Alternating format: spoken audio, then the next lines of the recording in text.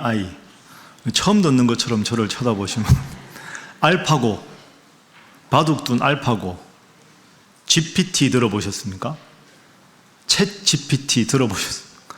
이런 거는 오늘날 우리가 사는 이 시대가 얼마나 과학기술 문명이 발달했는가 하는 걸 보여주는 용어들입니다.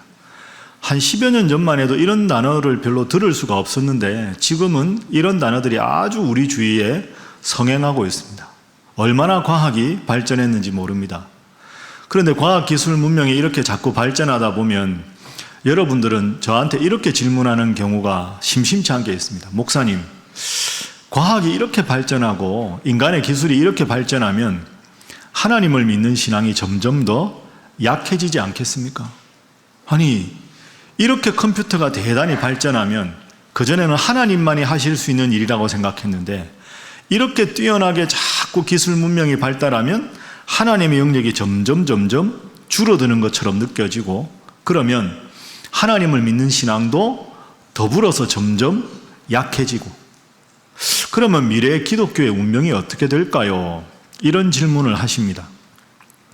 이 질문은 아주 사실은 심각하고 중요한 질문이죠. 설교 시간에 이 모든 것을 다 다룰 수는 없지만 오늘은 이렇게 과학기술 문명이 점점 발전해 나가는데 우리가 기독교인으로서 어떤 시각을 가져야 되는가, 이 자리에 계신 여러분들 뿐 아니라 여러분들의 자녀들과 자손들한테는 이것이 앞으로 아주 중요한 문제인데 어떻게 신앙적으로 잘 가르칠 수 있을까 하는 질문을 가지고 오늘은 공부한다 생각하시고 한번 함께 말씀을 나눠보겠습니다. 자, 오늘날 어떤 시대인가? 작년 올해 제일 많이 들리는 단어가 챗 GPT 시대입니다. 그게 오늘날 시대라는 거죠. 제가 방금 챗 GPT라고 들어보셨습니까? 하니까 조용하게 침묵을 유지하셨는데 AI 들어보셨습니까? 그건 좀 자신 있으시죠? AI. AI가 뭡니까? AI부터 해볼까요? AI는 Artificial Intelligence. 우리말로 하면 인공지능입니다. 우리는 원래 지능하면 돌고래도 지능이 있다 하지만 인간만 가진 게 보통 지능이라고 생각하죠. 그래서 인간이 가지고 있는 추론의 능력, 배울 수 있는 학습 능력, 그걸 지능이라고 말합니다. 인간은 지능을 가지고 있다. 그런데 앞에 인공지능이 붙습니다.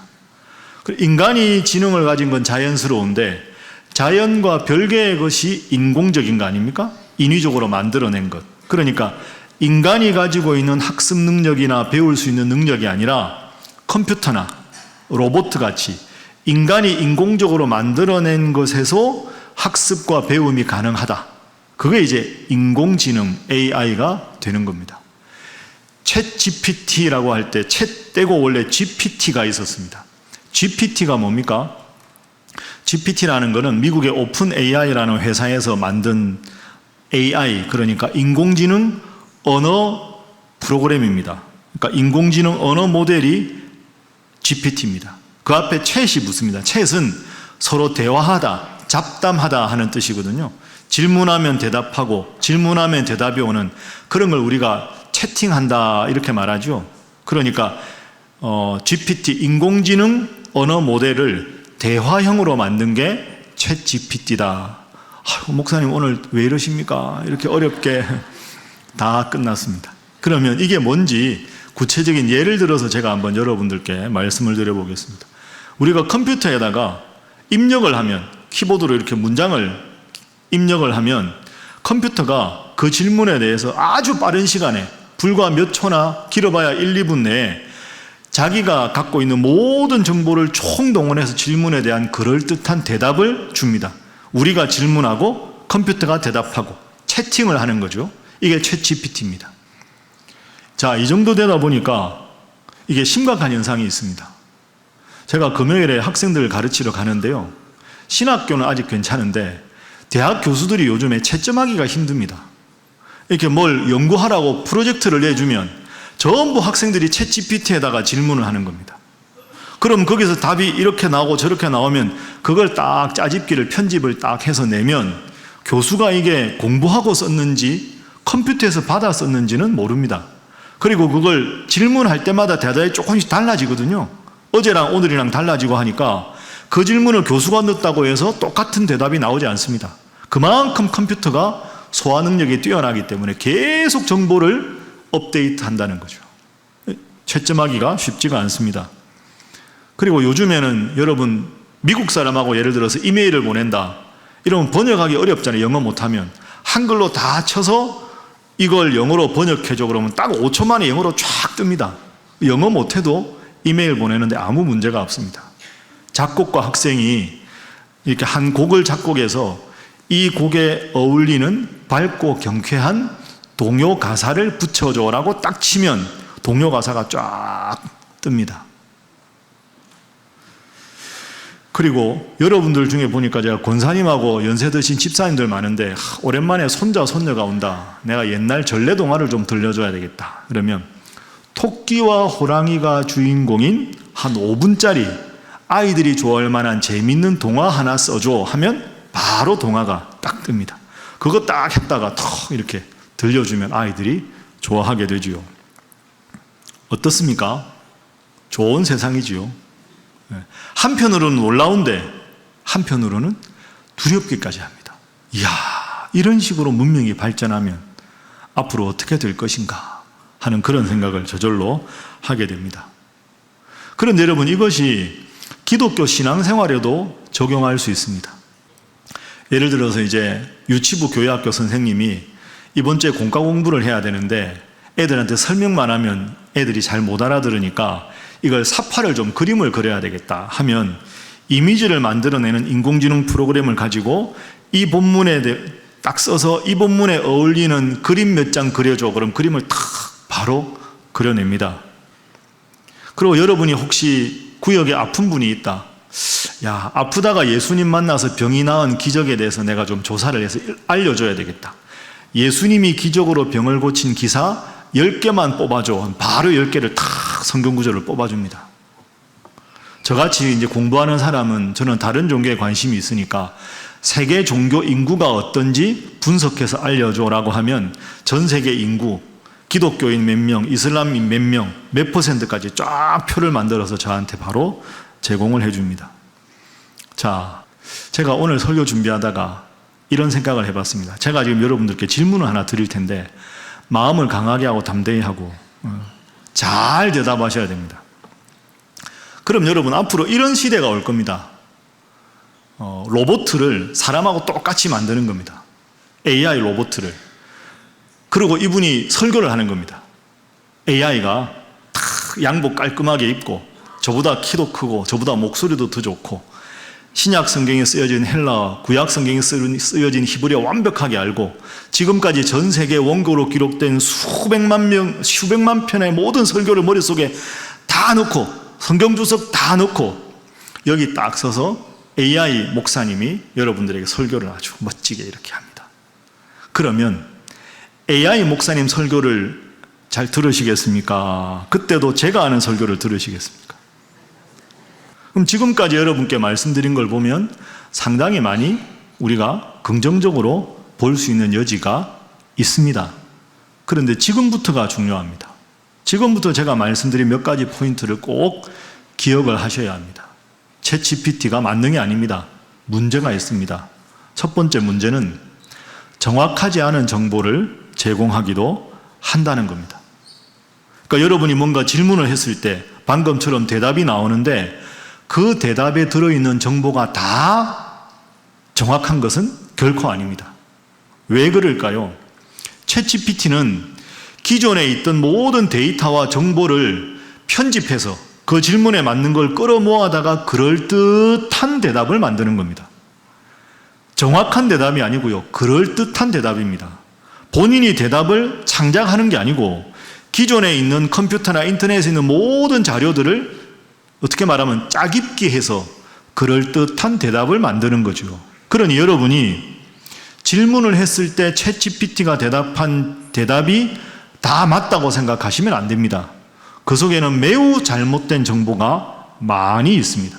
그 점을 경계하지 않으면 위험한 일이 생길 수가 있습니다. 이걸 신앙적으로 연결시켜 보면 큰 문제가 생깁니다. 여러분 아시는 대로 지금 한국교회에 안타깝지만 이단이 얼마나 많습니까? 이단들은 자신들이 이단이 아니라고 주장하려고 수많은 거짓 정보들을 인터넷상에 계속 유포합니다. 그리고 자신들의 종파가 이단이라고 하면 신고를 해서 그런 언급들을 다 정부에서 빼버립니다. 그러다 보니까 기독교 신앙에 대한 우리가 알고 있는 일반적인 정보 중에서 이단에 의해서 잘못된 정보가 아주 많습니다. 그런데 여러분이 우리가 믿는 하나님 믿는 신앙에 대해서 질문을 했을 때 그 대답 중에 상당히 많은 부분은 이단이 제공한 잘못된 정보일 수 있다는 겁니다. 그런데 평신도들은 그걸 보고 이것이 바른지 틀린 정보인지를 명확하게 구분하기가 어렵습니다. 그래서 앞으로 기억하실 챗GPT의 첫 번째 문제는 그것이 정확한 정보가 아닌 것도 많다. 그래서 신앙적으로 적용했을 때는 어려운 점이 많이 있다 하는 걸 기억하십시오. 여러분 아시는 대로 제가 금요일 날은 구역 모임 설교를 하고 점심을 간단하게 먹고 제가 근무했던 신학교에 가서 강의를 합니다.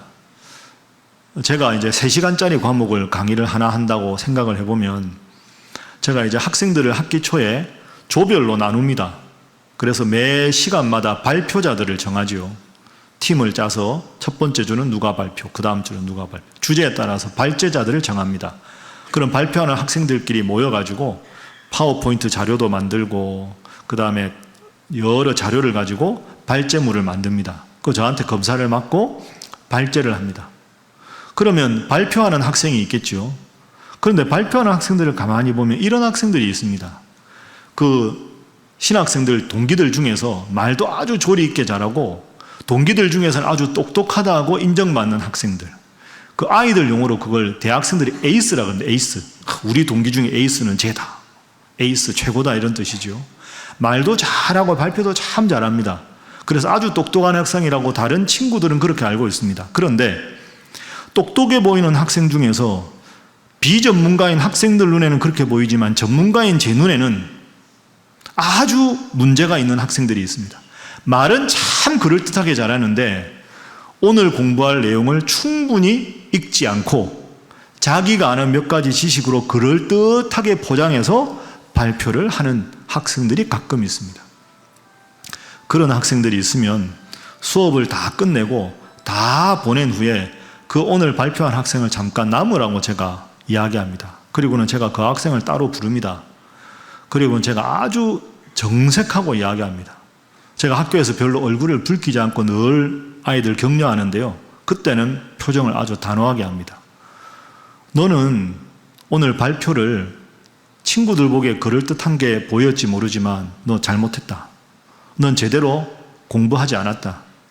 학생들은 모르지만 교수 눈엔 그게 다 보인다. 그럴듯하게 말 좀 하고 조리 있게 말한다고 그냥 너의 이 조리 있게 말한다는 그 능력 가지고 대충 읽고 그럴듯하게 말하는 건 잘못된 버릇이다. 내가 지금도 이 버릇을 안 고치고 계속 가면 앞으로 너 신학대학원 졸업하고 목사 될 텐데 목사 되고도 적당하게 설교 준비하고 적당하게 입에 바른 말을 하고 그 하나님 앞에 잘못된 행동이다. 지금부터 고쳐야 한다. 지금 고치지 않으면 앞으로 늦을지도 모른다. 아주 진지하게 제가 조언을 합니다. 그럼 그 학생이 아주 당황하지요. 제가 평소에 그렇게 꾸중하는 법이 없거든요. 그 학생을 위해서는 그런 게 필요합니다. 저는 오늘날 챗GPT가 이런 학생과 비슷하다고 생각합니다. 우리가 물으면 쉽게 명확하게 질문에 대한 대답을 잘 제시하는 것 같지만 방금 우리 초대 목사님의 예에서 보았듯이 잘못된 정보를 엄청나게 많이 제공합니다. 그런데 그게 그럴듯하게 빠른 시간 안에 답이 척척 나오는 것 같으니 그걸 정확할 것이라고 우리는 착각하게 되는 것이지요. 자, 그러면 이제 마지막으로 이 질문을 한번 정리를 해보겠습니다. 챗GPT 시대의 기독교 신앙. 우리는 앞으로 기독교인으로서 이렇게 기술 문명이 발달해도 어떤 면에서 하나님을 믿어야 되는가 하는 질문입니다. 인공지능, 지식. 지능과 지식을 우리가 강조하지만 성경은 비슷한 단어지만 지능과 지식 대신에 다른 단어를 주로 씁니다. 뭘 씁니까? 지혜입니다. 지혜. 따라합니다. 지혜. 지식과 지능보다는 지혜라는 단어를 더 중요하게 여기는 것이 성경입니다. 그 중에서도 오늘 본문에 속한 잠언은 인간에서 지혜가 가장 중요하다는 걸 강조하는 책입니다. 자, 예를 들어서 잠언 4장 5절부터 7절까지의 말씀을 화면으로 한번 보겠습니다. 무엇을 얻으며? 지혜를 얻으며 명철을 얻으라. 내 입의 말을 잊지 말며 어기지 말라. 지혜를 버리지 말라. 그가 너를 보호하리라. 그가 그를 사랑하라. 그가 너를 지키리라. 자, 7절 함께 읽습니다. 시작. 지혜가 제일이니 지혜를 얻으라. 내가 얻은 모든 것을 가지고 명철을 얻을지니라. 아멘. 한번 따라해 보시죠. 지혜가 제일이니 지혜를 얻으라. 하나님은 지혜를 얻으라고 말씀하셨습니다. 지혜하고 지식이나 지능하고 어떤 차이가 있을까? 지혜는 누구로부터 오는 겁니까? 하나님으로부터 오는 것이 지혜입니다. 지식은 우리 인간이 스스로 습득하는 겁니다. 그게 지식과 지능입니다. 성경은 지식과 지능이 필요 없다고 말하지 않습니다. 좋은 책을 읽고 좋은 정보를 얻는 것, 지식과 지능은 필요합니다. 그러나 지식과 지능보다 더 중요한 것은 하나님으로부터 오는 지혜라는 거죠. 그 지혜가 있어야 올바른 지식을 가질 수가 있는 겁니다. 예를 들어서 지금 이 앞에 피아노가 있고 오르간이 있습니다. 아무리 좋은 피아노, 아무리 값비싸고 훌륭한 오르간을 들여놓는다고 하더라도 연주자가 이 아름다운 음악을 연주하기 위해서는 항상 정기적으로 조율하는 분이 와서 조율을 해 주어야 합니다. 그래서 그 음가의 정확한 음정을 드러낼 수 있어야 피아노는 피아노로, 오르간은 오르간으로 제대로 된 음악을 만들어낼 수 있는 거죠. 우리가 가진 지식이 다 한계가 있습니다. 올바른 지식을 바르게 함양하기 위한 이 지식의 조율 기능, 그게 바로 하나님께서 주시는 지혜입니다. 지혜에는 세 가지 요소가 있습니다. 오늘 우리가 함께 읽은 본문 말씀에 그 세 가지가 나오는데요. 여러분도 기억하시고 여러분 자녀들에게 이 본문을 꼭 일러주십시오. 그리고 여러분이 꼭 기억하셔서 지혜의 세 가지 요소를 꼭 알려주시면 좋겠습니다. 자, 8장 12절 말씀. 자, 우리 함께 읽어봅니다. 시작. 나 지혜는 명철로 주소를 삼으며 지식과 근신을 찾아 얻나니. 아멘. 지혜의 세 가지 요소가 있습니다. 한번 따라해 보시죠. 명철, 지식, 근신. 이 세 가지가 지혜의 요소입니다. 그럼 이 세 가지가 어떻게 다른가? 자, 화면 보시면 지혜의 첫 번째 요소가 명철입니다. 프루던스라는 말은 신중함 이런 뜻이거든요. 그러니까 여러분 언제 우리가 실수합니까? 마음이 평안하지 않을 때, 마음의 평안을 잃었을 때, 막 흥분했을 때 내가 끔찍한 말을 내뱉기도 하고 즉흥적으로 잘못된 행동을 하기도 하죠. 하나님 주시는 평안한 마음으로 차분한 마음가짐을 유지하는 것이 지혜의 첫 번째 요소인 명철입니다. 그 어떤 상황에서도 평안한 하나님 주시는 안정된 마음의 상태를 유지하는 것, 명철. 그런 상태에서라야 두 번째, 지식을 정확하게 바르게 얻어야 되는 거죠. 현실을 파악할 때 정확한 정보를 얻어야 합니다. 그러니까 지혜의 두 번째 요소인 지식에서 챗GPT를 통해서 우리는 좋은 정보를 얻을 수 있습니다. 그러나 그 정보가 올바른 정보인지 틀린 정보인지를 판단할 수 있는 인간적인 판단력도 반드시 두 번째 단계에서 필요합니다. 세 번째가 제일 중요합니다. 세 번째는 근신입니다. 마음의 평안한 상태에서 다양한 정보를 얻은 다음에 하나님 정말로 이 일을 원하시는가 아닌가? 하나님은 이 길을 원하시는가? 이쪽 길을 원하시는가? 또 다른 길을 원하시는가? 하나님 앞에 기도해서 영적으로 하나님의 뜻을 정확하게 분별할 수 있는 능력이 근신입니다. 여러분 이 세 가지를 잘 생각해 보십시오. 하나님 앞에 기도해서 하나님께서 늘 평안한 마음을 주시고 지금 벌어지는 일에 대해서 정확한 지식을 얻어서 바른 지식과 틀린 지식을 분별하고 그 분별한 것 속에서 하나님 앞에 내가 어떻게 행동하고 살아가기를 원하실까를 분별해서 행하는 것, 이보다 더 훌륭한 신앙인이 어디 있겠습니까? 앞으로의 시대는 아는 것이 많다고 자랑하는 시대가 아닙니다. 모르면 챗GPT에게 물으면 됩니다. 지식을 자랑하는 시대가 아닙니다. 지혜를 자랑하는 시대입니다.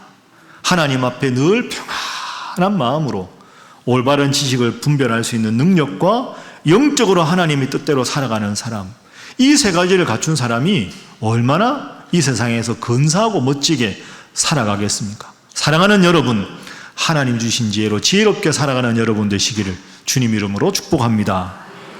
여러분만이 아니라 여러분이 이 세 가지 요소를 잘 갖추고 여러분의 자녀들과 자손들에게도 이 8장 12절 말씀의 교훈을 잘 일러주어서 여러분에게 주신 하나님의 지혜가 여러분의 자녀와 자손들에게 임해서 정말로 하나님 앞에 지혜로운 믿음의 사람으로 자녀들과 자손들이 바로 설 수 있기를 주님 이름으로 축복합니다.